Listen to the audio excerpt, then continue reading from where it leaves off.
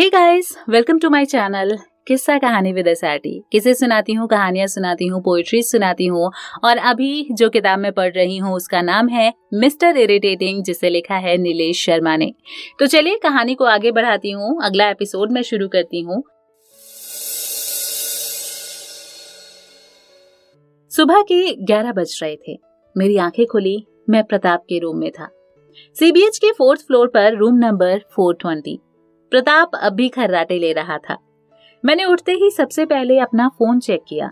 40 message, 3 conversation, 16 missed calls, 8 Kavya, 6 Anirudh, 2 home. उसमें आशी का कोई मैसेज या फोन नहीं था। मेरी आहट से प्रताप भी उठ गया।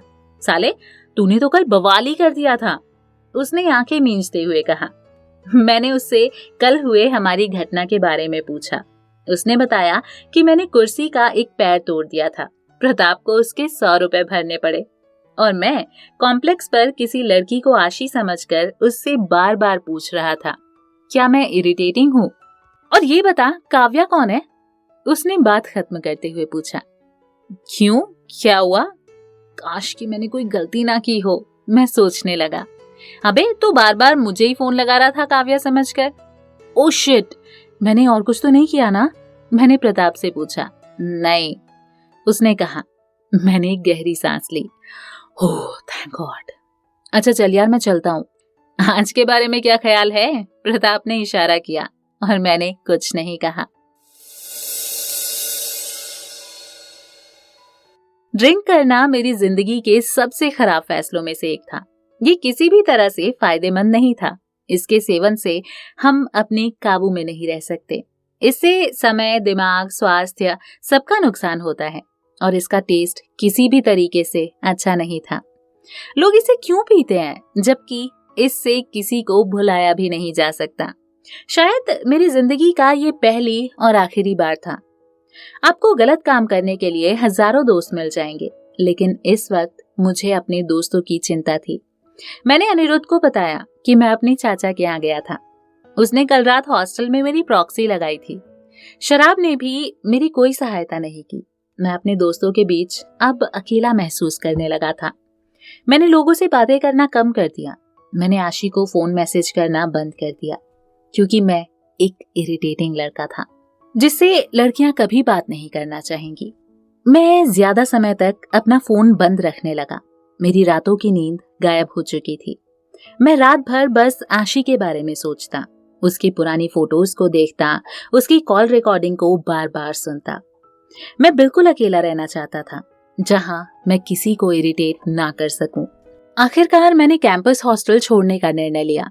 मेरे सब दोस्त मेरे इस फैसले से नाराज थे।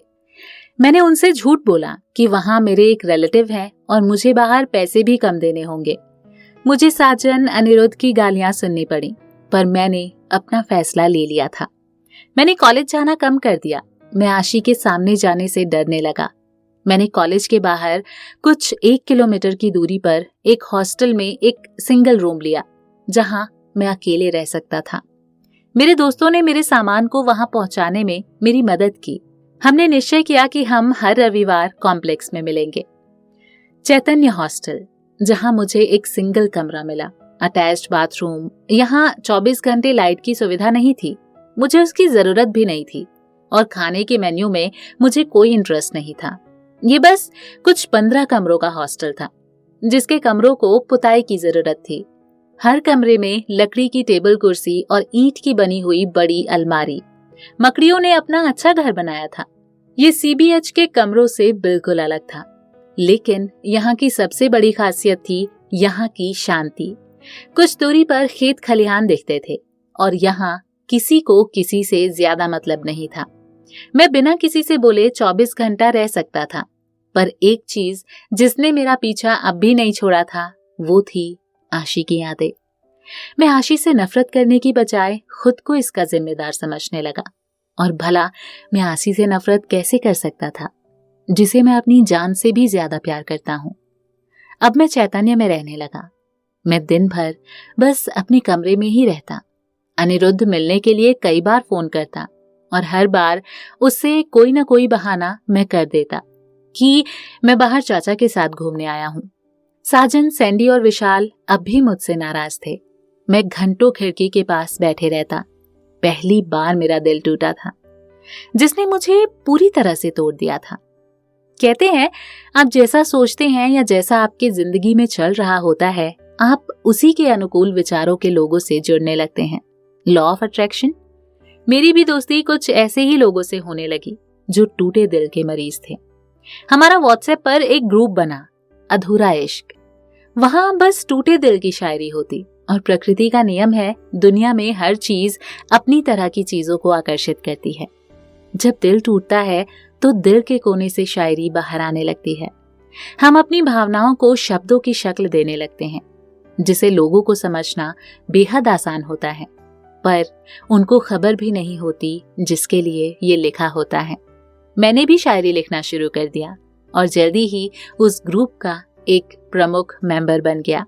हमारी सादगी भी क्या गजब की है, हमारी सादगी भी क्या गजब की है। हम उनके लिए दुआ करते नहीं थकते जिनको मेरी खबर तक नहीं है। मेरे हर सजदे में बस तू होती है, क्या पता किस दुआ में खुदा तुझे मेरा लिख दे।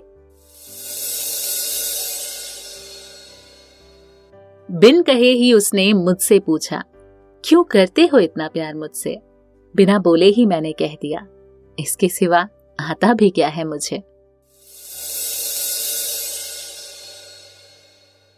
हमारे प्यार की कहानी भी क्या गजब की है, वो जानती नहीं और हम जताते नहीं।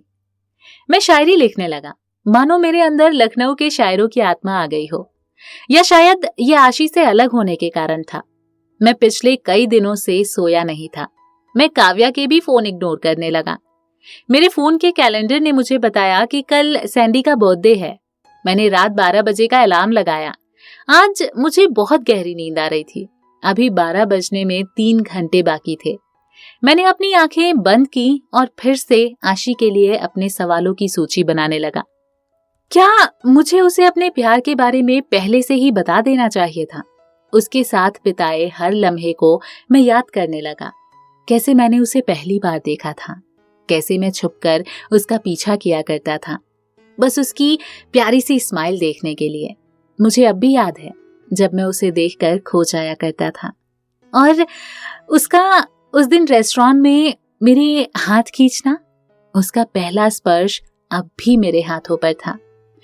वो मुझ पर बिलीव करने लगी थी। उसका वीडियो बनाना, उसे अपनी टी शर्ट देना, उससे व्हाट्सएप पर बातें करना, उसका यूं बेवजह मिलना, सब कुछ मुझे याद आता था। वो खुश थी। हम साथ साथ कॉलेज से वापस आते थे, यहाँ तक कि उसने इतना कह दिया था कि तुम मेरे लिए बहुत इंपॉर्टेंट हो। फिर उसने मुझे इरिटेटिंग क्यों बोला? वो पंकज से कैसे प्यार कर सकती है? मेरी आंखें खुल गईं। मैं उठकर बैठ गया। मेरी आशी मुझसे दूर चली गई। कोई उसे कैसे छीन सकता है? मैं तो उसे अपनी जान से ज्यादा प्यार करता हूं। मैं रोने लगा। मैं अपने आंसू पर काबू नहीं कर पा रहा था।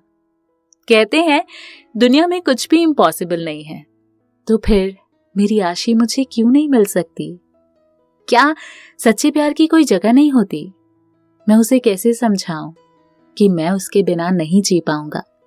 अलग अलग लोगों के लिए प्यार की अलग अलग परिभाषा होती है, पर सच्चा प्यार तो वही है ना, जब आप बिना किसी शर्त किसी से मोहब्बत करने लगे। भले ही उस राह पर कितनी भी मुश्किलें आए, लेकिन उस चोट से ज्यादा आपको सामने वाले की खुशियां ही नजर आए। शायद यही सच्चा प्यार होता है। कहते हैं सच्चा प्यार कभी नहीं मिलता, पर ये ब्रह्मा का लिखा हुआ तो नहीं है, ये सर्वकालिक सच तो नहीं है। मैंने भी इस इम्पॉसिबल को पॉसिबल करने की जिद ठान ली। मैंने निश्चय किया कि मैं आशी को अपनी जिंदगी भर उतना ही प्यार करूंगा जितना मैं करता हूं। मैं खुद को नहीं बदलूंगा। बहुत होंगे उसके लिए मर मिटने वाले, पर मैं आशी की खुशियों के लिए जीना चाहता हूं और आखिरी सांस तक उससे ही प्यार करता रहूंगा। भले ही उसके लिए मैं कुछ नहीं हूं, पर मेरे लिए तो वो मेरी दुनिया है। मैंने अनिरुद्ध को सब समझा दिया कि वो आंचल से उसके बारे में पता करता रहे और आशी को कोई भी प्रॉब्लम ना होने पाए। मैंने उसके सारे नजदीकी फ्रेंड्स से दोस्ती बनाई और सबसे यही बोला कि आशी मेरी बचपन की फ्रेंड है, उसे कोई प्रॉब्लम नहीं होनी चाहिए। बस मैं आशी के सामने नहीं जाना चाहता था। मैंने अपना व्हाट्सएप अनइंस्टॉल कर दिया। मुझे अब किसी की जरूरत नहीं थी। मैं अब अपनी पढ़ाई पर फोकस करना चाहता था। कुछ महीनों बाद मैंने एक बार फिर से 4 ईयर लॉ सीरीज के सवालों को सॉल्व करने की कोशिश की, पर इस बार भी उस चेहरे ने मुझे असफल कर दिया। मैं कंसंट्रेट नहीं कर पा रहा था। मैंने फिर से पन्नों का गोला बनाया और उसे हवा में उछाल दिया। कई दिनों के बाद मैंने अब अपनी किताब उठाई थी। मैं सवाल को ठीक से समझ नहीं पा रहा था, क्योंकि मैं अब भी आशी के प्रभाव से बाहर नहीं आया था। मैंने ठान लिया कि इस बार मैं पूरी मैथ 3 की किताब को खत्म करके ही रहूंगा। मैंने अपने दरवाजे पर किसी के खटखटाने की आवाज सुनी। इस समय कौन आ सकता है? मैंने घड़ी की ओर देखा। रात के 11 बज रहे थे। इस समय तो सब अपने रूम में होते हैं। जरूर सूर्य नारायण होगा। मैंने उसे अनसुना कर दिया। अगली बार दरवाजा और जोर से बजा, पहले से काफी तेज। इस सूर्य नारायण को मैं सुनाने वाला था। मैंने गुस्से में दरवाजा खोला। सामने देखकर मेरे होश उड़ गए। Hitler ma'am? क्यों आई थी हिटलर मैम वहां? ये जानने के लिए आप अगला एपिसोड जरूर देखिएगा। साथ ही साथ आपको ये कहानी कैसी लग रही है ये भी मुझे बताइए, और अगर आप कोई और भी कहानी सुनना चाहते हैं तो वो भी मुझे मैसेज करिए। मैं वो भी कहानी लेकर हाजिर हो जाऊंगी। फिलहाल मुझे दीजिए इजाजत। अगला एपिसोड लेकर जल्दी ही हाजिर हो जाऊंगी। Thank you.